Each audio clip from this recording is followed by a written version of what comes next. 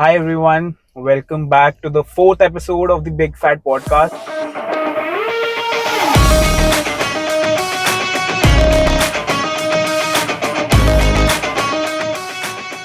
आज हमारे साथ फिर से हैं my dear friend Pankaj Mittal जो कि एक स्टॉक ब्रोकर हैं. सो हाय पंकज जी. हाय आयुष. सो सबसे पहले बात यही करते हैं कि एग्जिट पोल आ चुके हैं. We know who is the clear winner. So Modi ji वापस पावर में आ रहे हैं. आज बात करते हैं कि इसका इम्पैक्ट क्या होगा हमारी इकोनॉमी पे नेक्स्ट 5 इयर्स में. लेकिन इससे पहले पॉडकास्ट में हम पंकज जी का ढंग से इंट्रोडक्शन नहीं ले पाए थे. सो आज स्टार्ट करते हैं कि पंकज जी कहाँ से आते हैं, कहाँ से वो स्टॉक मार्केट में घुसे एंड उनकी पूरी life story. So Pankaj ji, the mic's over to you.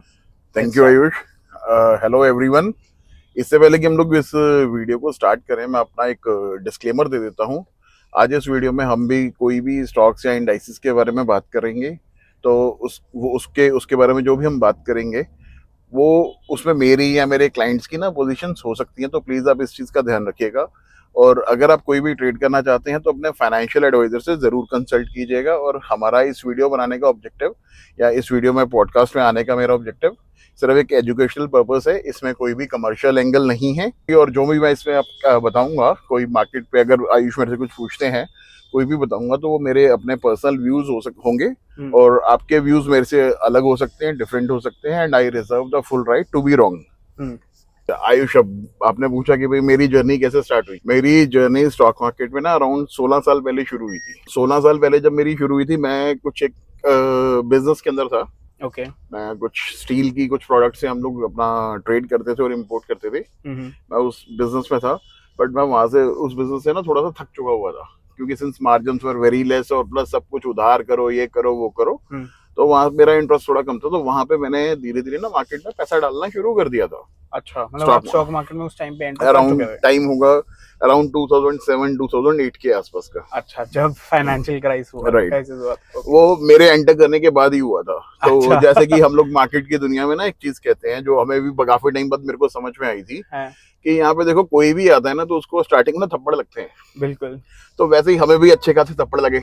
अच्छा. हमें भी मतलब बहुत एडवेंचर करने का शौक था कि अभी ये ले लो वो ले लो. कोई चीज 1 रुपए 2 रुपए ऊपर आ गई तो फटाफट प्रॉफिट जेब में डाल लो. है. और कोई चीज अगर नीचे चली जाती थी तो हमें ऐसा लगता था यार कि कंपनी तो नहीं बंद हो रही. हाँ. तो बहुत मतलब जो लेमैन वाली फीलिंग्स होती है ना, हमारी सारी वही फीलिंग्स होती थी. अच्छा. उसके बाद वो क्राइसिस आया. क्राइसिस के अंदर जो पैसे लगाए हुए थे, जो थोड़े बहुत कमाए हुए थे, जो कमाए थे वो तो उड़े ही उड़े, प्लस जो लगाए थे वो भी काफी हद तक उड़ गए. अच्छा, इनिशियली इनिशियल एक इन्वेस्टर को मतलब कितने साल दिक्कत आती है. यार ये ना एक्चुअली जब हम लोगों ने स्टार्ट किया था ना, तब क्या था कि एजुकेशन बहुत ज्यादा इसके लिए थी नहीं. अच्छा. उसका रीजन क्या था, आज अगर आप देखोगे तो स्टॉक मार्केट को पिछले 4-5 साल में जिस तरह से मार्केट में बूम आया है और लोगों का भी बूम आया है, तो लोगों को ना नॉलेज बहुत मिलनी शुरू हो गई. यूट्यूब पे दुनिया जान की वीडियोस हो गई. प्लस काफी सारे जो न्यूज चैनल्स हैं वो एजुकेट करने पे आगे. ऑल्दो अभी सब कुछ सही नहीं करते वो लोग भी, काफी सारी चीजें सही से नहीं करते. तो अब धीरे धीरे वो सब चीजें ना बेटर हो रही हैं. लोगों को समझ आ रहा है, लोगों को स्टॉक मार्केट की पावर समझ आनी शुरू हुई. पहले तो क्या होता था, लोग इसको स्टॉक मार्केट को खाली एक सट्टा समझते थे. और हमने भी स्टार्टिंग में सट्टा ही समझा. और एक बड़ी पुरानी ना कहावत है कि जुआ किसी का नहीं हुआ. तो वैसे ही वो हमारा भी नहीं हुआ. हम भी देखे आए. सही बात है. बट उसके बाद धीरे धीरे जब पैसे कहीं खो देते हैं ना, तो अपने अंदर ना मतलब एक एनर्जी आ जाती है, यार ये चेक करो हमने खोए क्यों. अच्छा. अगर मैंने खोए हैं तो किसी ना किसी ने तो कमाए भी होंगे ना इसमें. ऐसा तो है नहीं it's a zero sum game कि अल्टीमेटली अगर मैं खो रहा हूँ तो दूसरे के पास जा रहे हैं, दूसरा खो रहा है तो मेरे पास आ रहे हैं. तो भाई वो बंदे ने मेरे से क्या डिफरेंट किया है.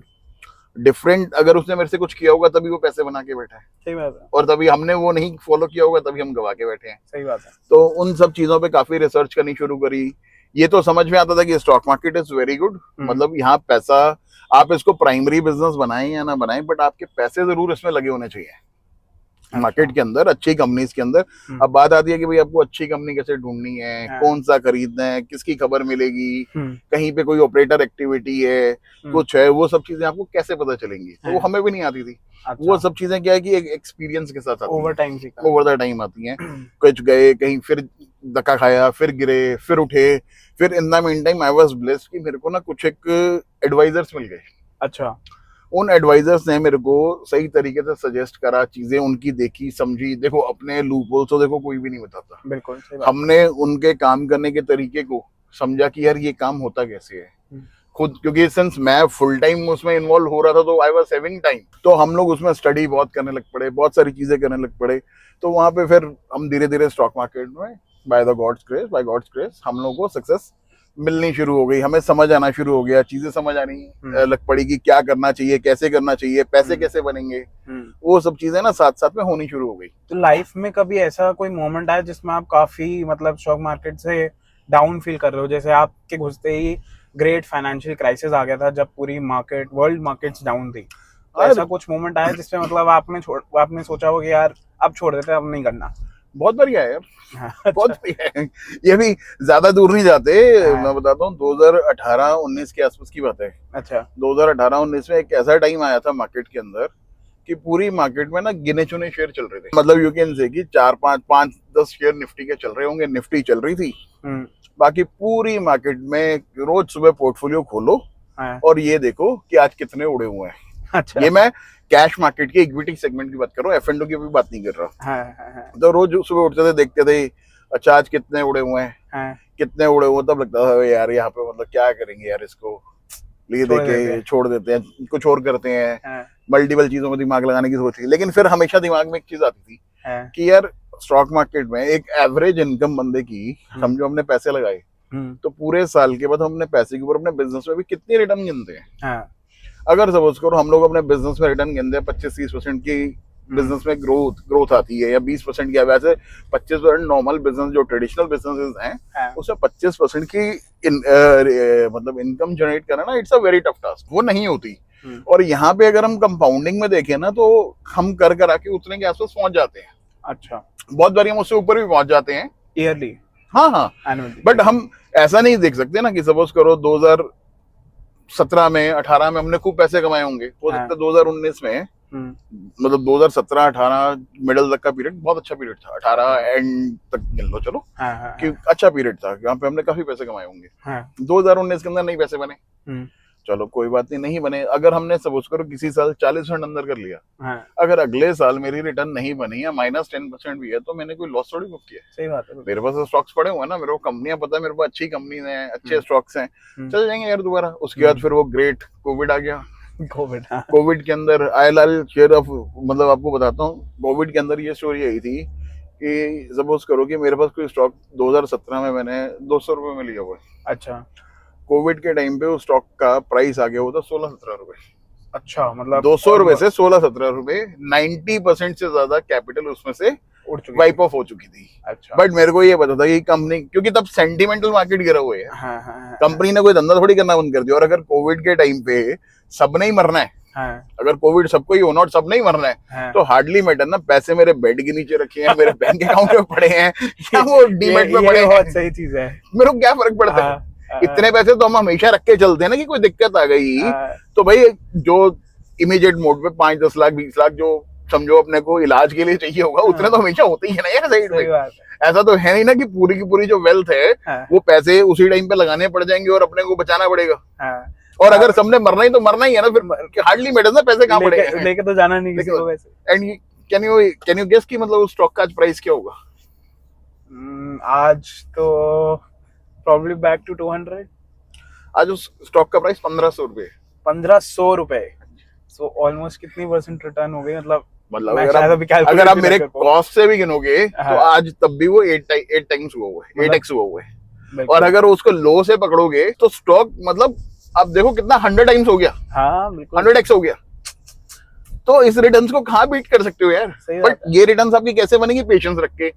पेशेंस कैसे रखना है, बाय क्या करना है, what to buy what not to buy. Market में ये जानना जरूरी नहीं है कि व्हाट टू बाय, ये तो सारी दुनिया बता देगी कि भैया ये खरीद लो ये खरीद लो। उससे ज्यादा इम्पोर्टेंट तो ये है कि what not to buy. Entry इतनी इम्पोर्टेंट नहीं है, exit is more important than the entry. अगर हमने सपोज करो कोई स्टॉक बाय कर लिया, 100 रुपए में बाय कर लिया, गलत पड़ेंगे ना भाई, गलत पड़े कहीं तो हमें गलती माननी पड़ेगी ना हमने कि हम गलत हो गए। 80 में बेचेंगे, 50 में बेचेंगे, 10 में बेचेंगे, उसके 0 की इंतजार थोड़ी करेंगे क्योंकि ऊपर जब स्टॉक जाता है तब तो हम 100 का 105 में बेचने को तैयार हो जाते हैं बिल्कुल। कि 5% आ गए भाई, फटाफट निकलो। हाँ, पर लॉस में भी कहीं तो हमें उसका एग्जिट तो पता होना चाहिए, मेरे को एग्जिट करना है। बिल्कुल सही बात और है। ये मेरे को भी अक्ल था भाई, हम्म, जब मैंने कई स्टॉक्स, मतलब कुछ स्टॉक्स मेरी लाइफ में ऐसे रहे हैं जो यू कैन से कि मैंने 125 में, 130 में, मतलब ऐसे प्राइसेस पे देख लिए। अच्छा। और ऐसे ऐसे चीजें देखी कि स्टॉक बाय करे, स्टॉक हो गया मेरा ट्रिपल अच्छा। 1 साल में, मैंने नहीं बेचा कि नहीं नहीं और बढ़ेगा। ये तो भी और बढ़ेगा। हाँ, मतलब सपोज करो मैंने 100 रुपए में स्टॉक खरीदा, स्टॉक का प्राइस आ गया 300 रुपए, मैंने नहीं बेचा। हाँ, और कैन यू बिलीव, मतलब कैन यू गेस कि मैंने वो बाद में स्टॉक कितने में बेचा होगा? गिर गया होगा मतलब। हाँ, मतलब गिरने में भी कितने पे मैंने जाके गलती 200 के अपने, आसपास। तो यार मतलब मैंने वो स्टॉक को 4 रुपए में बेचा। 4 रुपए में? Oh my God. मैंने अपनी गलती को रियलाइज करने में इतना टाइम लगा दिया। अच्छा। ठीक है, अब हम कोशिश करते हैं कि हमसे ये गलतियां ना हो। अगर मैं ये सोचूं कि यार ये मैं तब का बता रहा हूँ जब हमें एक्सपीरियंस कम था, जब हमें एक्सपीरियंस मिलना शुरू हो गया था, बट अभी भी हमें पूरा एक्सपीरियंस नहीं मिल रहा था, काफी हाँ। चीजें नहीं पता चल रही थी। हाँ। कई चीजें हमें झटका खाने की समझ आती है ना, हाँ। तो हमने झटके खा लिए। ऐसे ही एक और स्टॉक था, वो मैंने 125-30 रुपए में लिया था। अच्छा। वो स्टॉक का मतलब मेरा टारगेट प्राइस निकल गया था तो उस टाइम पे 300 रुपए के आसपास। अच्छा। ये 300 रुपए के आसपास चला जाएगा। हम भी जिद्दी की तरह नहीं नहीं अपने रिसर्च करी हुई है, गलत कैसे हो सकते हैं, गलत कैसे हो सकते हैं। हाँ। वो स्टॉक बाद में मैंने 2.5 रुपए में बेचा था। 2.5 रुपए में? कि बाद में ये सोचा था 2.5 तो ले ले, गए तो ये भी कुछ छोड़े। ये कुछ तो ले ले, हाँ। तो 2.5 लिए। अब हम कोशिश करते हैं कि हमसे ऐसी गलती ना हो, या अगर हमारे से कहीं गलती होती भी है तो हम उस गलती को ना बहुत जल्दी मान लेते हैं कि भाई मेरे से गलती हो गई, मेरी जान छोड़, मैं गलत हो गया। सही बात है। ये एक चीज ऐसी है, ये ना एक्सपीरियंस के साथ आती है। दूसरा क्या होता है कि स्टॉक मार्केट में, सिंस एज यू नो कि मैं तो फुल टाइम, मैं स्टॉक ब्रोकर तो बहुत बाद में हूँ, सबसे पहले मैं खुद एक इन्वेस्टर हूँ, खुद मैं ट्रेडर हूँ।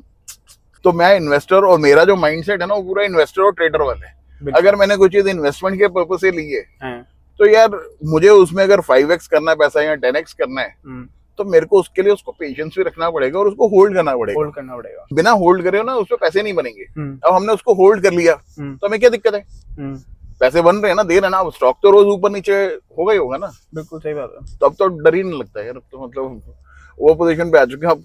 मतलब सिंस अभी एग्जिट पोल्स आए हैं, एग्जिट पोल के अंदर हमें ये इंडिकेट हो रहा है कि we are going to get the stable government. बिल्कुल। और stable government is something which market likes, चाहे वो यूपीए की गवर्नमेंट हो, चाहे वो एनडीए की गवर्नमेंट हो।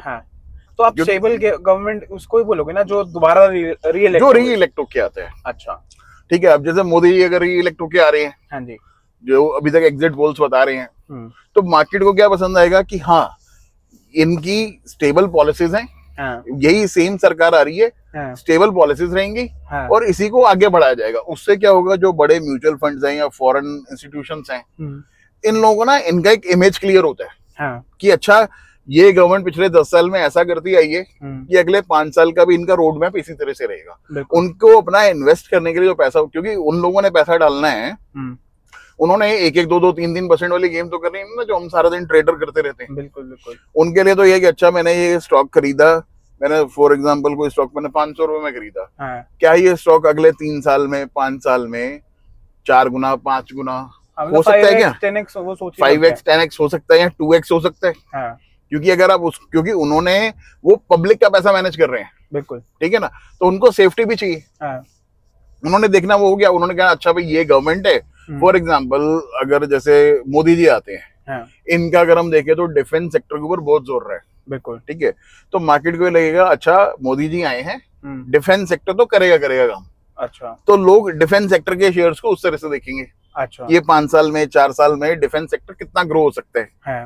वो सब चीजों को मार्केट एनालाइज करेगा, उसके अकॉर्डिंगली मार्केट आगे चलेगा। ये फायदा होता है जब एक स्टेबल गवर्नमेंट आती है। मतलब एक क्वेश्चन मेरा हुआ था, अगर बाय चांस मोदी जी दोबारा पावर में नहीं आते या एग्जिट पोल बिल्कुल ही नेगेटिव दिखा रहा होता है या उल्टा दिखा रहा होता, सो क्या होता है इम्पैक्ट मार्केट पे? उसका इम्पैक्ट पहले तो ये होता कि मार्केट नीचे आती। अच्छा, मार्केट मतलब आंसू सब कुछ हो गए होते। और जो मैं अपनी लैंग्वेज में कहता हूँ ना कि कभी भी ऐसा हो जाए ना तो उस दिन हॉस्पिटल के शेयर खरीद लो, क्योंकि मार्केट के बहुत लोग होंगे जिनके हार्ट अटैक आए होंगे क्योंकि उस दिन हॉस्पिटल चलेगा। तो मार्केट उस तरह से नीचे आती। नीचे आएगी। नहीं बट ये सोच के मार्केट नहीं वर्क करती कि यार जो भी इन्होंने प्रॉमिस करा है, लेट्स से अगर यूपीए गवर्नमेंट या इंडिया अलायंस अगर वापस पावर में आ जाता, सो मार्केट ये सोच के नहीं करती कि उन्होंने जो प्रॉमिस करा है उस पे वर्क करें? नहीं, मार्केट क्या करेगा? मार्केट देखो, एक बार तो सेंटिमेंटल जो है, जो ट्रेडर लोग हैं, हाँ, या जिन्होंने जो जो सेक्टर्स के ऊपर, जैसे मैंने बताया कि अगर मोदी जी हैं तो डिफेंस के ऊपर बहुत जोर था, रेलवे पे बहुत जोर था, हाँ, रेलवे के स्टॉक्स चले हुए हैं, हाँ, ठीक है। अब ये नहीं पता ना कि अगर यूपीआई या इंडिया अलायंस जो भी अगर दूसरी सरकार आती है, हाँ, तो उनका जो नजरिया उनका फोकस किस सेक्टर्स के ऊपर होगा। बिल्कुल। तो लोग क्या करेंगे, इन सेक्टर्स में जहां जहां उनके प्रॉफिट बुक करके निकलेंगे, हाँ, जो ज्यादा चले हुए हैं, पीएसयूज वीएसयूज, ये सारे के सारे तो ठंडे हो जाएंगे। अच्छा, ठीक है, ठंडे हो जाएंगे। और उसके बाद क्या होगा, गवर्नमेंट वेट करती, मतलब मार्केट वेट करती, थोड़े दिनों पता चलता जो नया, क्योंकि अब अगले महीने बजट आएगा, हाँ, क्यों पीछे तो फरवरी में तो इंटरिम बजट आया था, हाँ, अब फुल फ्लेज बजट आएगा। बजट से ये पता चलेगा कि इस गवर्नमेंट का जो है, इसका फोकस कौन कौन से सेक्टर्स पे होने वाला है। देखो, हिंदुस्तान की तरक्की के लिए तो हर गवर्नमेंट काम करेगी, चाहे वो इंडिया अलायंस आए, चाहे वो एनडीए आए, चाहे एक्सओजेड कोई आए, बिल्कुल काम तो उसने इंडिया की ग्रोथ पे करना है, क्योंकि आप इंडिया की ग्रोथ को तो डिनाई कर ही नहीं सकते। बिल्कुल। इंडिया में ग्रोथ तो है, हाँ, बस ये गवर्नमेंट के साथ आने से क्या होता है कि ये देखा जाता है कौन कौन से सेक्टर्स पे गवर्नमेंट का फोकस है। अच्छा। फिर क्या होता है, पैसा जैसे डिफेंस है, हाँ, डिफेंस है, शिफ्ट होके उस सेक्टर में चला जाता, हाँ, जो लोग अभी पैसा बुक करते, प्रॉफिट बुक करते, हाँ, वो पैसा होल्ड करते, हाँ, गवर्नमेंट की पॉलिसी देखते, हाँ, क्या पॉलिसी आने वाली है, कौन फाइनेंस मिनिस्टर आने वाला है, हाँ, सब चीजों को वॉच करके, या समझो किसी फाइनेंस मिनिस्टर का नाम आता है, हाँ, कि ये बंदा फाइनेंस मिनिस्टर बनेगा, हाँ, उस फाइनेंस मिनिस्टर का लोग एनालाइज करते हैं, अच्छा ये फाइनेंस मिनिस्टर, इसका फोकस किस चीज में आ रहा है, ये किस टाइप का बंदा है। अच्छा, बंदे पे भी, लीडर पे भी तो बहुत डिपेंड करता है ना कि लीडर का विजन क्या है, उसका विजन किस साइड पे हो सकता है, हाँ, उस तरीके से मार्केट फिर उन स्टॉक्स का चलना शुरू करता। अच्छा, मेरा एक क्वेश्चन और था। अब जैसे कि क्लियर इंडिकेशन है हमें कि दोबारा एनडीए गवर्नमेंट आ सकती है, सो अगर वो अपनी पोस्ट को चेंज कर देते हैं, कैबिनेट को चेंज कर देते हैं, सो उसका भी इम्पैक्ट स्टॉक्स पे नजर आ सकता है? बिल्कुल आ सकता है। जैसे कि निर्मला सीतारमण जी जो है, अब हमारी फाइनेंस मिनिस्टर हैं, सो अगर वो आगे फाइनेंस मिनिस्टर नहीं रहती, मे बी कोई और पोस्ट ले लेती हैं, सो इसका इम्पैक्ट हमें मार्केट पे देखने को मिलेगा? बिल्कुल, थोड़ा सा जरूर देखने को मिलेगा। मार्केट देखेगा कि निर्मला सीतारमण जी के बाद में अगर सपोज करो फाइनेंस मिनिस्टर हमारे चेंज होते हैं, हाँ, तो जो फाइनेंस मिनिस्टर नया आता है, फॉर एग्जाम्पल अगर आपने अमित शाह जी को finance ministry they the, is aggressive person, बिल्कुल, ठीक है, तो इकोनॉमी की तरफ बहुत एग्रेसिवली आगे बढ़ेगा। अच्छा, मार्केट उसको पसंद करेगी। अगर वहीं कोई ऐसा मिनिस्टर आता है थोड़ा डल है, जिसकी ग्रोथ की उनकी हिस्ट्री इतनी नहीं है, या पता नहीं किस तरह से ग्रोथ करेंगे, तो हम मार्केट थोड़ा कंफ्यूज रहेगा, या थोड़ा सा नीचे रहेगा, थोड़ा सा लाइक नहीं करेगा। अच्छा, मार्केट को तो क्या चाहिए, देखो यार, पैसा, मनी ना हमेशा फॉलो करती है, मतलब आप मनी जिधर जारी होती है ना, पब्लिक वहां फॉलो करती है। जिधर एग्रेशन होगा, जहाँ पे लगेगा कि कोई बंदा, ये बंदा बहुत एग्रेसिवली चीजों को प्ले करेगा, हाँ, तो वहां पे वो देखेंगे, हाँ भाई ये बंदा है, तो ये इन्वेस्टमेंट के ऊपर इसका बहुत जोर रहेगा। अच्छा, रिफॉर्म्स के ऊपर बहुत जोर रहेगा, तो मार्केट उस चीज को देखेगा, उसका फर्क पड़ेगा। ठीक है, मतलब आप ये लगा लो, स्टॉक मार्केट में ना जब हम काम करते हैं तो हमें ये भी सोचना पड़ता है कि यार कौन सांस ले रहा है, तो कौन कैसे सांस ले रहा है। अच्छा, ओके, मतलब बहुत हर चीज बहुत माइन्यूटली चीजों को वॉच करना पड़ता है। अच्छा, और यार अगर आप करोगे तो शायद आप सपोज करो 2 पैसे ज्यादा कमा लोगे, हाँ, अगर आप नहीं करोगे तो शायद आप 2 पैसे कम कमा लोगे। ऐसा नहीं कि पैसे नहीं बनेंगे, पैसे तो बनेंगे। अगर आपने कोई फंडामेंटल कंपनी, ये इस सारी चीजों में ना मैटर कहाँ, वो एक चीज और समझाता हूँ जो शायद आपके व्यूवर्स को भी चीज ना समझ आएगी। सपोज करो, लेट्स से कि सीतारमण जी आती हैं, मोदी गवर्नमेंट आ गई, ठीक है, इनका जोर पहले जिस सेक्टर्स पे रहा है वो सेक्टर्स, अगर अभी समझो गवर्नमेंट चेंज हो जाएगी, हाँ, फॉर एग्जांपल अगर गवर्नमेंट चेंज हो जाती, यूपी आती, हाँ, तो क्या होता, लोग कहते हैं इस सेक्टर को हटाओ। ऐसा नहीं कि रेलवे नहीं चलेगा या पीएसयू नहीं चलेंगे, बट ये चलने में टाइम लगाएंगे। अच्छा, 6 महीने साल भर हो सकता है ये कंसोलिडेशन में चले जाएं, ये ना चले। जहां पे उनका फोकस होगा, लोग कहेंगे यहाँ से पैसे हटा वहां डाल। अब सपोज करो आपने 10,000 रुपए लगाए, 10,000 रुपए की आरओआई आपने देखनी है। आपको क्या 10,000 रुपए उसी स्टॉक में डले रहने देने हैं कि जिसका आपको ये लगता है कि अगले 6 महीने ये स्टॉक नहीं चलेगा।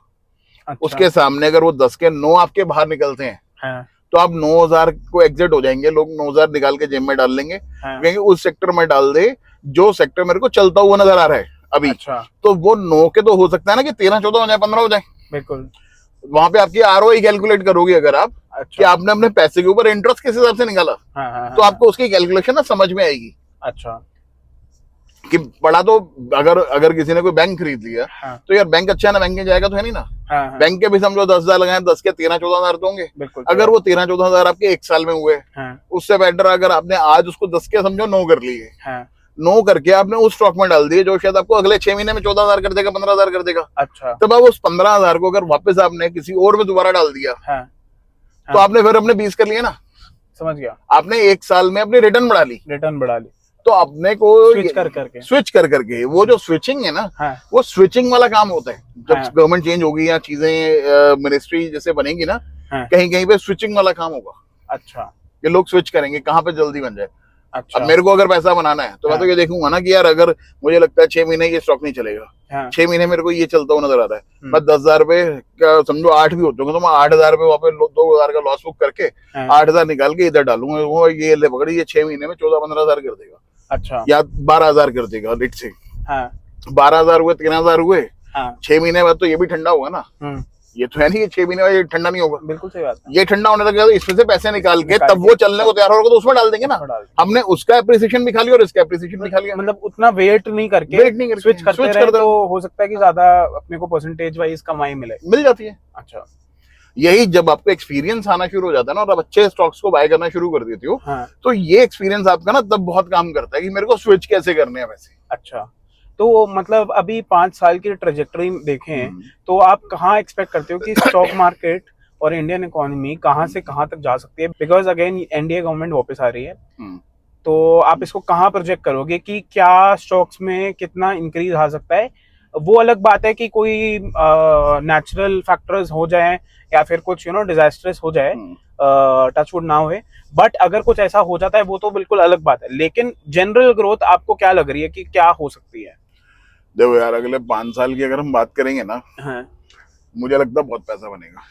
अच्छा। मतलब अगर आप सही स्टॉक्स जो में अभी तक रहोगे। नहीं बना है या फिर अभी भी बना है, अभी और बनेगा, अभी तो कुछ बना ही नहीं है। अच्छा। अभी तो समझो जो पैसा बनना है ना, इंडिया की जो इकोनॉमी है ना, वो हाँ। समझो टेक ऑफ करी है। अच्छा। अभी अगर आप इकोनॉमी इज शायद 4 trillion right now. It is kind of 4.5 trillion जो भी अच्छा। है। तो I think this is going to double. अच्छा। तो अगर सपोज करो, अगर ये हमारी इकोनॉमी अगर सपोज करो हमारी 8 ट्रिलियन 9 ट्रिलियन हो जाती है अच्छा। अगले 5 साल में, तो स्टॉक मार्केट डबल हो गया ना। बिल्कुल सही बात। स्टॉक मार्केट में अब उसमें कई शेयर्स होंगे जो शायद अगले 5 साल में 10x हो जाए, हाँ। 20x हो जाए। कुछ ऐसे भी होंगे जो जहां पे खड़े हैं वो -50 हो जाए, बिल्कुल सही बात। -70 हो जाए। तो वो आपको टाइम के साथ साथ में ना देखना पड़ेगा अच्छा। कि मेरे को किसको कैसे कैसे प्ले करना है, कहाँ पे क्या चीज हो रही है, आपको नजर रखनी पड़ेगी। वो तब आपको पता चलेगा।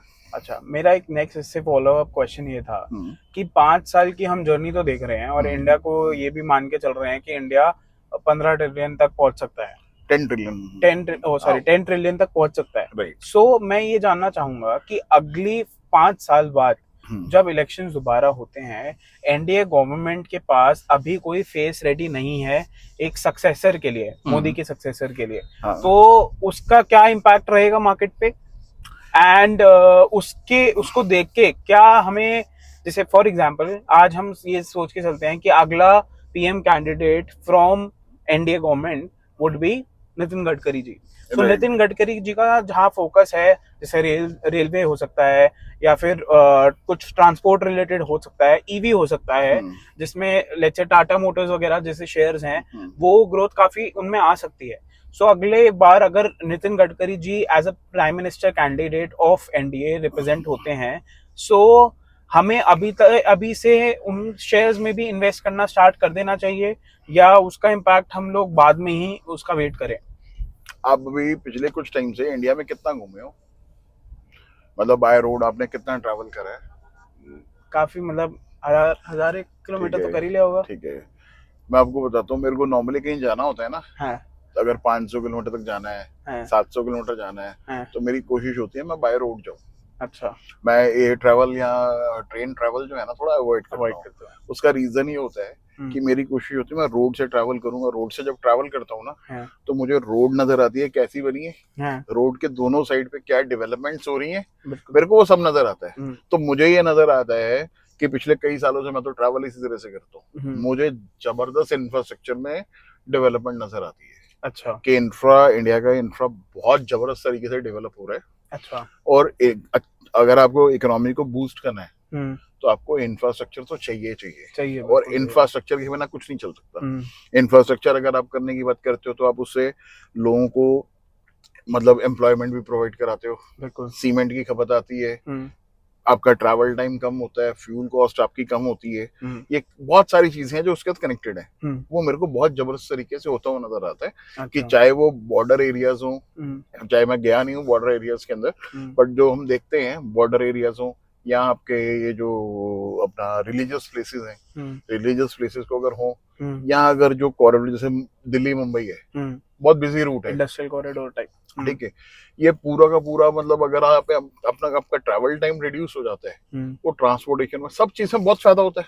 अच्छा, क्योंकि जो आपका ट्रक 24 घंटे में पहुंच रहा है, अगर वो ट्रक आपका 18 घंटे में पहुंचना शुरू हो गया, है, आपने उस एक तो ट्रक की हम्म, आपने मोबिलिटी, उसकी यूजेज, उसकी जो वाइबिलिटी है वो आपकी ज्यादा हो गई, बिल्कुल। आपका टाइम बचना शुरू हो गया। हम्म, जब आपका टाइम बचना शुरू हो गया, आपके साथ में सब चीजें बचनी शुरू हो गई ना, फ्यूल भी बच रहा है, बिल्कुल, कॉस्ट भी बच रही है, सब कुछ बच रहा है, बिल्कुल तो सही। वो बहुत मैटर करता है। हम्म, मुझे इंफ्रा लगता है, इंफ्रा तो डेवलप करेगा करेगा, हम्म, इंफ्रास्ट्रक्चर तो डेवलप होगा ही होगा। सेकंड, मेरे को रेलवे भी लगता है अच्छा, कि रेलवे में भी, क्योंकि देखो अगर आज की डेट में अगर कॉमन बंदे को, हिंदुस्तान की ज्यादातर अगर पब्लिक की बात करोगे, हम्म, मेजर ऑफ द पॉपुलेशन जो है वो कॉमन है, हम्म, राइट।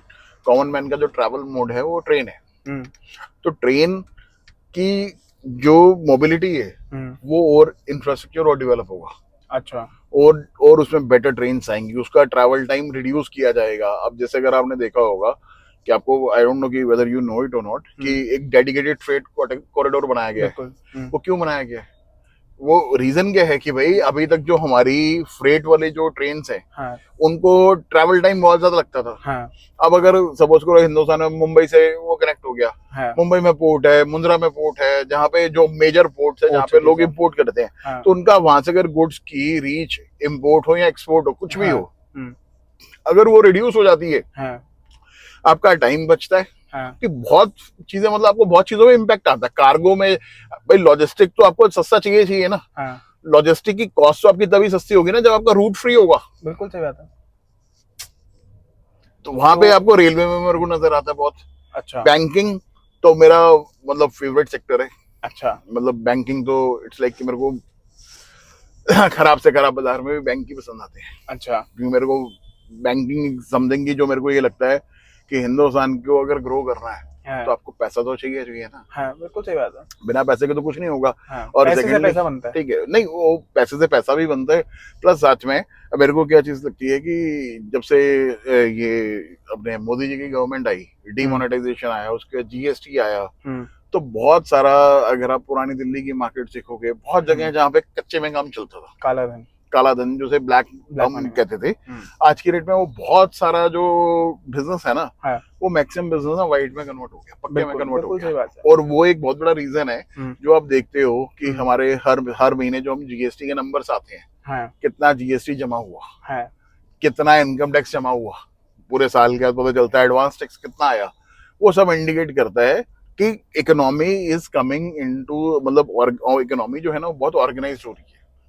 जब भी ऑर्गेनाइज इकोनॉमी होगी, यार देखो गवर्नमेंट के पास भी क्या है, पहले समझो आपकी स्टोरी क्या है, फॉर एग्जाम्पल आप हो या मैं हूं, हम लोग सपोज करो हमने महीने के 10,000 रुपए कमाए, मेरा अगर खर्चा 15,000 है, तो मैं हर महीने 5,000 रुपए शॉर्ट चल रहा हूँ ना। अब गवर्नमेंट के साथ भी क्या होना है, गवर्नमेंट से लोग, सारी दुनिया चाहती तो है, हर बंदा चाहता है कि गवर्नमेंट ये करे, गवर्नमेंट वो करे, भाई गवर्नमेंट को तो पैसा चाहिए, बिल्कुल सही बात है। गवर्नमेंट कर्जा कितना उठाएगी, करने के लिए तो पैसा ही चाहिए। पैसा तो चाहिए ना। अब गवर्नमेंट का जो फिस्कल डेफिसिट है, आपको शायद मैं आपको बता देता हूँ, बहुत इंपॉर्टेंट नंबर्स हैं। ओके, एक फिस्कल डेफिसिट इंडिया का, अभी जो पीछे जेपी मॉर्गन की रिपोर्ट आई थी, पता नहीं किसकी रिपोर्ट आई थी, कि दे सेड कि वी आर एक्सपेक्टिंग इंडिया का जो फिस्कल डेफिसिट है इट विल बी बिलो 7%। अच्छा, तो ये अच्छी बात है, बुरी बात है? मतलब आप ये समझो ना यार, हमने कर्जा कम लिया, आपकी कमाई बढ़ेगी ना। अच्छा बिल्कुल। तो गवर्नमेंट का ये है, गवर्नमेंट का मेरे को एग्जैक्टली नंबर याद नहीं है, शायद गवर्नमेंट की statement I, will try to keep it in the range of 5 to 5.5। अच्छा। अगर 5-5.5% आपका फिजिकल घाटा आता है, हाँ। तो यार आपको और चाहिए क्या है? ग्रोइंग इकोनॉमी है भाई। बिल्कुल सही बात है। गवर्नमेंट के पास में, गवर्नमेंट की बैलेंस शीट को आप सिंपल समझो, गवर्नमेंट का खर्चा है साल का 45 लाख करोड़ का, हाँ। गवर्नमेंट कमा रही है 38 लाख या 40 लाख करोड़, हाँ। गवर्नमेंट 5 लाख करोड़ रुपए का कर्जा ले रही है। हाँ। जो कर्जा ले रही है वो पैसा भी वापस करना, उस पर ब्याज भी देना है। हाँ। ठीक है, अगर गवर्नमेंट ने अपनी कमाई इंक्रीज कर ली, हाँ। गवर्नमेंट की कमाई सपोज करो होगी 43 लाख और खर्चा उनका 55 चल रहा है, उनके पास हाँ। रूम है ना, चल ठीक है मैं 1-1.5 लाख करोड़ का और लगा देता हूँ, 45 का मैं 47 लाख खर्चा कर लेता हूँ। हाँ। जो 2 लाख करोड़ या 1 लाख करोड़ जो भी गवर्नमेंट बढ़ाएगी, हाँ। वो कहाँ जाएगा? वो डेवलपमेंट में तो पैसा जाएगा ना। वो डेवलपमेंट होगी तो यार वो उसका बेनिफिट तो सभी को मिलेगा ना। आज हम अभी इस रोड पे चल रहे हैं, हाँ। आज से कुछ साल पहले ये रोड टूटी फूटी होती थी, बिल्कुल, गाड़ी निकालने का मन नहीं करता इस रोड पे। हाँ। आज हम स्मूथली जा रहे हैं ना, स्मूथली जाने से क्या हो रहा है? हमारी मेंटेनेंस बच रही है, हमारा टाइम बच रहा है, तेल बच रहा है, सब कुछ बच रहा है, तेल भी बच रहा है, पॉडकास्ट भी अच्छे से तो ये भी है। और ये अगर ये रोड नहीं बनी होती, हाँ। भाई पैसा तो चाहिए ना इसको रोड को बनाने के लिए, वो पैसा आप नहीं दे रहे, मैं नहीं दे रहा, हम तो टैक्स के जरिए दे रही है ना। हाँ। तो गवर्नमेंट उसको खर्च करके बना रही है ना। अच्छा, बिल्कुल सही बात है। ये तो अगले 5 साल में हमें इकोनॉमी में काफी ज्यादा बूम दिखने को मिलेगा। तो अगर आज से हम लोग इन्वेस्टिंग चालू करते हैं तो हो सकता है कि 5 साल बाद काफी अच्छी स्टेज पे उठे। मैं तो ना मतलब जब से स्टॉक मार्केट में आया हूँ ना, मैं Ayush I am very very bullish on India. अच्छा। मुझे तो मतलब हिंदुस्तान के अलावा कहीं और पैसा नहीं लगाना। अच्छा। अगर मेरे को कई बार होता है कि यूएस के स्टॉक्स खरीद लूं, कुछ खरीद लूं, मैं नहीं लगाता 1 रुपए भी कहीं पे भी इंडिया से बाहर। अच्छा। अरे दुनिया इंडिया में आके पैसा लगा रही है, मेरे को पागल कुत्ते ने काटा, मैं बाहर जाके लगाऊंगा। बिल्कुल सही बात है। आज इंडिया फास्टेस्ट, आज हमारी अगर आप जीडीपी के नंबर्स देखोगे, India is the fastest growing economy. तो फास्टेस्ट ग्रोइंग इकोनॉमी में पैसा लगाओगे या उस किसी बूढ़े घोड़े पे लगाओगे? बिल्कुल सही बात है। हमारे अगर डेमोग्राफिक्स देखोगे ना इंडिया के, मतलब सब कुछ फेवरेबल है, कोई चीज ऐसी नहीं मेरे को नजर आती जो फेवरेबल नहीं है। बस यहाँ पे क्या है, लोगों को थोड़ा सा पेशेंस रखना आना चाहिए, प्लस थोड़ा सा माइंडसेट अपना चेंज करना पड़ेगा कि भाई रातों रात पैसा डबल नहीं होता। बिल्कुल सही बात। रातों रात पैसे सिर्फ जाते हैं। आप स्टॉक मार्केट में भी अगर पैसे कमाने आए हो, रियलिस्टिक गेन्स के साथ आओ। सोचो कि यार मैंने इसमें टाइम कितना दिया और मेरे को वो रिटर्न आ रही है तो यार मेरे को बेटर आ रही है, उस तरह से आओ। और अगर आप नहीं झेल सकते या आपको नॉलेज नहीं है तो यार म्यूचुअल फंड्स में जाओ ना। वहां पे तो वो अपना जो फीस होती है उनकी, वो फीस थोड़ी बहुत ही लेते हैं, बट आपकी जगह बंदा तो बैठा ना जो आपको सही तरीके से मैनेज कर रहा है। बिल्कुल सही बात है। और अगर आपको डायरेक्टली स्टॉक मार्केट में आना तो यार किसी अच्छे कंसल्टेंट के साथ आओ, किसी अच्छे एडवाइजर के साथ आओ, जहाँ पे जिसको मार्केट के बारे में पता हो। और जब उसके कहने पे आप पैसे कमाओ तो भाई चाहे उसको थैंक्स मत बोलना, लेकिन मार्केट जब खराब होगी, अगर कुछ पैसे उड़ेंगे भी ना उसमें से, तो उसको गाली मत देना क्योंकि ये मार्केट का पार्ट है। यार आयुष, हमारे पास मतलब रेगुलरली लोगों के फोन आते हैं कि यार मार्केट जब नीचे आएगी ना मेरे को और पैसा डालना है। अच्छा। मार्केट नीचे आएगी ना मेरे को पैसा डालना है। मैं गारंटी लिख के देता हूँ। अगर बंदा कहता है ना मार्केट नीचे आएगी यार मेरे को 2 करोड़ डालने हैं, 5 करोड़ डालने हैं, वो 50 लाख भी नहीं डाल पाता। अच्छा। और जब मार्केट ऊपर जाती है ना, उसने 5 करोड़ अगर डालने होते हैं ना, उसके 60 डलते हैं। 60 डलते हैं, बिल्कुल सही बात। क्योंकि नीचे में तो डर लगना शुरू हो जाता है ना कि ये तो बंद हो जाएगी, सुबह बंद हो जाएगी। पर वही टाइम होता है इन्वेस्ट करने का। बिल्कुल है। तो वो सारा मतलब नॉलेज आने में ना, आपको समझने में थोड़ा सा टाइम लगता है। जैसे लास्ट टाइम अगर आपको याद हो, मैंने अपने पॉडकास्ट में जब हमारी बात हो रही थी, मैंने तब भी आपको एक बात कही थी, प्रैक्टिस मेक्स परफेक्ट। ठीक है। अब प्रैक्टिस जो है, प्रैक्टिस आपकी कैसे होगी? आपको मैं प्रैक्टिस करूँ नहीं, मैं तो आज खेलने आया हूँ, आज ही मैं सचिन तेंदुलकर बन जाऊं, तो नहीं बनोगे ना यार। उसने भी तो कई साल प्रैक्टिस करी। बिल्कुल सही बात। उसने ऑफ द पिच जाके भी तो दुनियादारी की प्रैक्टिस करी ना। तब उसने उसको फुल टाइम अपनी जिंदगी जीना मरना सब कुछ उसको बना दिया। बिल्कुल। और जो भी कोई व्यूअर है या जो भी आपके व्यूअर्स हैं, मतलब कोई भी अगर आप अपना साइड में कोई और बिजनेस कर रहे हो या जॉब कर रहे हो, वो आप करते रहो।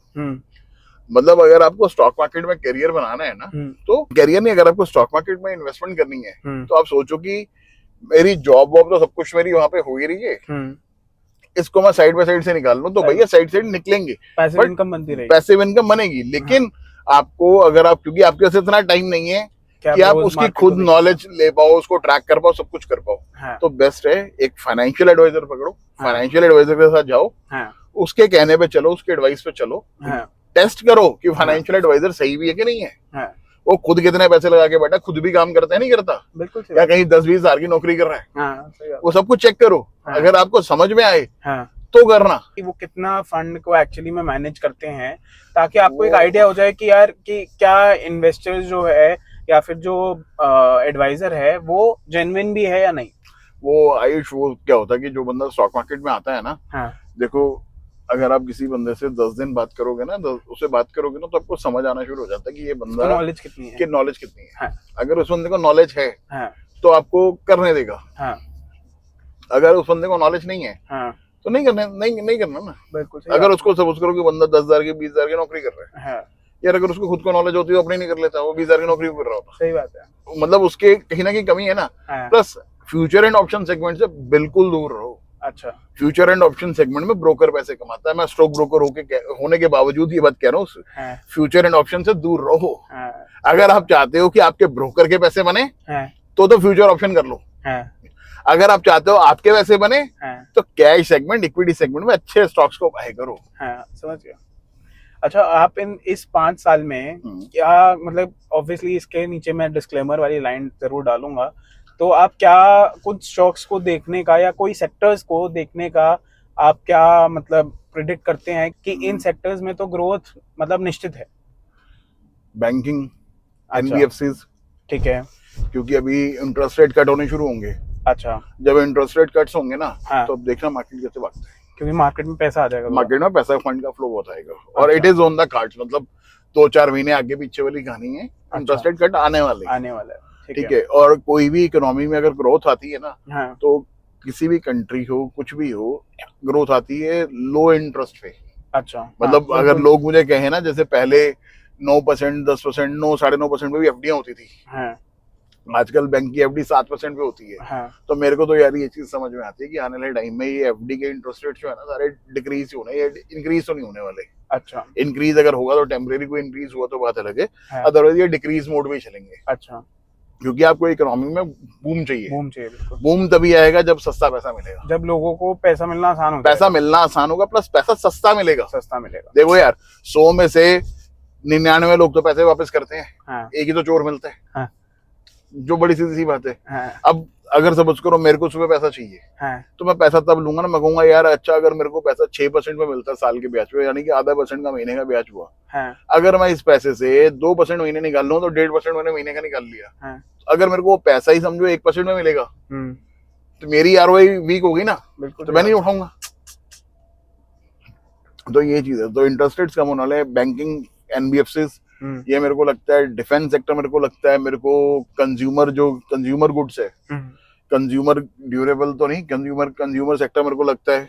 अच्छा, और मुझे लगता है जैसे जैसे इंडिया की इकोनॉमी ग्रो कर रही है, लोग पैसा भी कमा रहे हैं, लोग पैसा खर्च करने की तरफ भी आजकल बहुत ध्यान रहता है। उस चीज में मुझे लगता है जो टूरिज्म सेक्टर है, टूरिज्म सेक्टर को भी नजर में रखना चाहिए।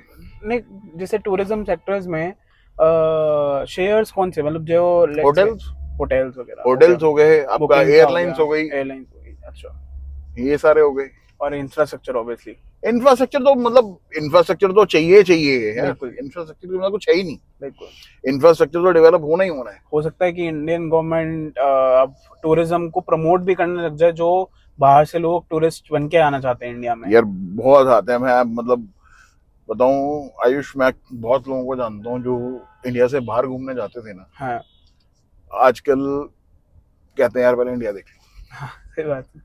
शायद आपके सर्कल में भी लोग होंगे, बिल्कुल, कुछ बहुत कम लोग ढीठ ऐसे होंगे जो कहेंगे ना मेरे को नहीं यहाँ घूमना, मैं तो बाहर ही जाऊंगा। हाँ, बट इंडिया में भी बहुत ब्यूटी है, लोग बहुत घूमते हैं। अभी आप देख लो ना, आज संडे का दिन है जब हम पॉडकास्ट रिकॉर्ड कर रहे हैं। हाँ, अभी किसी से बात करो, मसूरी जाना, कहीं जाना होगा, यार जाम लगा हुआ है, हाँ, रूम नहीं मिल रही, रूम हाँ, नहीं मिल रही, रूम हाँ, नहीं मिल रही। तो मतलब लोग तो जा ही रहे हैं। तो जा रहे हैं ना, वो इंक्रीज हुआ ना। तो भाई मतलब आप ये समझ के चलो कि हिंदुस्तान सेंटर ऑफ अट्रैक्शन है पूरे वर्ल्ड का। अच्छा, और आप सेंटर ऑफ अट्रैक्शन के अंदर बैठे हो। हाँ, अब सेंटर ऑफ अट्रैक्शन में बैठे बैठे आप चाहते हो क्या कि आप पड़ोसी को देखोगे? सही बात है। दुनिया आपकी तरफ देख रही है और आप कह रहे हो यार मैं तेरे को देखूंगा। हाँ, डजंट मेक एनी सेंस ना। अच्छा, एक लास्ट क्वेश्चन। हम्म। इलेक्शन से पहले हम्म। मोदी जी ने ये कहा था कि अगर हमारी गवर्नमेंट वापस आती है तो हम काफी बड़े बड़े डिसीजंस लेंगे। सो वो बड़े बड़े डिसीजंस ऑब्वियसली स्टॉक मार्केट को तो इम्पैक्ट करेंगे ही, बट आप क्या सोच रहे हैं कि वो बड़े डिसीजंस किस सेक्टर्स में मेनली हो सकते हैं? देखो यार, अब जैसे जुलाई में बजट आएगा, मुझे लगता है कि जो जो इस गवर्नमेंट का जो समझो जो ट्रैफिक एजेंडा। ऑर्डर है, हाँ। मुझे लगता है कि ग्रोथ के ऊपर बहुत ज्यादा फोकस होगा। अच्छा। और ग्रोथ जो है वो किस सेक्टर्स में बोलते हैं अब ये, मुझे लगता है एक एआई सेक्टर एक ऐसा है, एआई, हाँ, टेक्नोलॉजी की तरफ ये बहुत ज्यादा आगे ना करेंगे, जोर देंगे कि टेक्नोलॉजी बढ़े और इंडिया में बने। इंडिया में बने। इंडिया का यार ये मेक इन इंडिया जो है ये बहुत स्ट्रांग फंड है, बहुत फर्क पड़ना शुरू हो गया यार। बिल्कुल सही बात है। मतलब हम देखते हैं, नंबर देखते हैं ना, समझ में आता है कि गेम ठीक चल रही है। ये मतलब एक्चुअली बात है कि इंडिया इस चीज में तो काफी बूम कर रही है, मेक इन इंडिया में। क्योंकि अभी 2 दिन पहले एक अग्निकुल कॉस्मोस है जो इंडिया की स्पेस कंपनी है, उसने अपना फर्स्ट 3D प्रिंटेड रॉकेट, जो पूरे वर्ल्ड का फर्स्ट 3D प्रिंटेड है, उसने लॉन्च करा है अपना इंडिया से। सो हमें ग्रोथ तो मेक इन इंडिया वाली स्कीम्स में बहुत मिलेगी, और हो सकता है कि गवर्नमेंट का जो बड़े डिसीजंस का फोकस है वो मेक इन इंडिया की तरफ हो ज्यादा से देखो ज्यादा। वो मतलब कैपिटल, मतलब जितना भी गवर्नमेंट का फोकस आएगा, जो बड़े बड़े डिसीजन आएंगे ना, हाँ। तो यार ये देखो यार, ये गवर्नमेंट ना सरप्राइज करने में टाइम नहीं लगाती। बिल्कुल। ये ऐसी ऐसी चीजें कर देती है कि जो शायद लोगों ने ना सपने में भी नहीं सोची होती। तो उसको तो लेट्स वेट एंड वॉच। अच्छा, इससे एक लिंक होता हुआ क्वेश्चन ये भी आ रहा है मेरे मन में कि अगर ये मेक इन इंडिया पे या ग्रोथ पे फोकस जाएगा तो हमारी कोशिश तो ये रहेगी कि एक्सपोर्ट्स इंडिया से बढ़े। सो क्या ऐसा भी हो सकता है कि इंडिया चाइना से या फिर जिस भी कंट्री से हमें मैक्सिमम इंपोर्ट हो रहा है उस पर कुछ BIS या फिर क्या बोलते हैं उसको, ड्यूटीज वगैरह, मतलब या फिर जैसे ड्यूटीज ताकि हमारे इंपोर्ट्स डिक्रीज करें, इंपोर्ट्स को मतलब हमारे आने वाले टाइम में इंपोर्ट डिक्रीज हो जाए। 100%। अच्छा, 100%। मतलब हमें अगर जो लोग इंपोर्ट करके ट्रेडिंग का बिजनेस भी कर रहे हैं तो उनको हो सकता है कि इम्पैक्ट पड़े। मैं कई लोगों को जानता हूँ, कई सारे जो ट्रेडर्स हैं, हाँ, जो अच्छे खासे इंपोर्ट करते हैं, हाँ, बथेरे चाइनीज लोग ऐसे हैं जिन्होंने जेवी के अंदर इंडिया में फैक्ट्री लगानी शुरू कर दी। उनको नजर आना शुरू हो गया कि कल को, अभी तक तो इंडिया में बहुत बड़ा माल बेचते हैं, हाँ, भैया इंडिया में बेच नहीं पाएंगे। अच्छा, मैं खुद जानता हूँ कहीं होगा। अच्छा, तो मतलब ये मार्केट में रियलाइजेशन अब हो जाएगी कि हो सकता है कि इंपोर्ट का बिजनेस इंडिया में थोड़ा कम हो जाए। जो चीज हिंदुस्तान में बन रही है ना, हाँ, और जो चीज हिंदुस्तान बना के बेच रहा है बाहर, हाँ, उसके वो तो मेरे को समझ में आता है कि उसके ऊपर उसको तो छोड़ो ही मत। अच्छा, क्योंकि आप ये देखो ना आयुष, क्या है कि आपका डॉलर कैसे बचेगा, हाँ, आपका जो डेफिसिट आता है, ट्रेड डेफिसिट आता है, हाँ, आप उसको कैसे ठीक करोगे? आपका यूएस, आपका जो बाहर का फॉरेक्स है, हाँ, वो आपके अंदर कैसे और बढ़ेगा? हाँ, हाँ, वो हाँ, तभी बढ़ेगा ना अगर आपकी इकोनॉमी जो है हाँ, वो इम्पोर्ट से एक्सपोर्ट की तरफ जाए, एक्सपोर्ट की तरफ जाएगी। आपकी अपनी इकोनॉमी कैसे चलेगी? हाँ, मैं आपको एक चीज बताता हूँ, जैसे बेरिंग्स है, हम लोग तो चलो पहले डील करा हुआ हम लोगों ने, हाँ, अब बेरिंग को इम्पोर्ट होता है बहुत चाइना अच्छा, से, ठीक है, बेशुमार इम्पोर्ट होता है। अच्छा, अब अगर वो इम्पोर्ट होना कम हो जाए,